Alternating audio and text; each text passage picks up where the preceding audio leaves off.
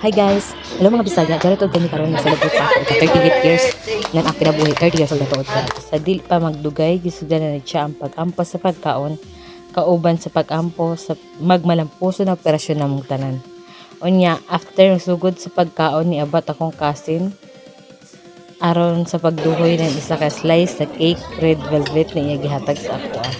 Pagkahuman, picture asa biduha sa kumbana. While sila nagkaon na gyud tungod dugay minahuman sa among palab check up. Ang late lunch na gyud ni siya mga kabisaya. Tuod guys, arang namong tabi diri aba kay lagi panagsargyud mi magkita.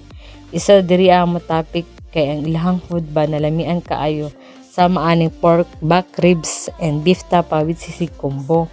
Kay lagi perting lamian niya humok jud siya kaunon. O worth it ba among bayad?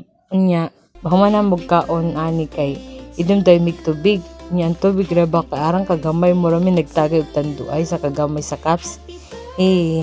Anyway, after inom namo. Syempre wala lain, tilaw na pud mi sa among cake.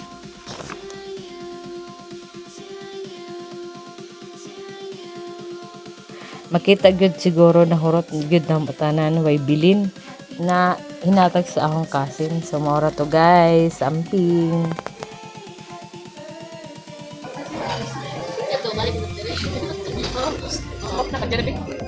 Bye!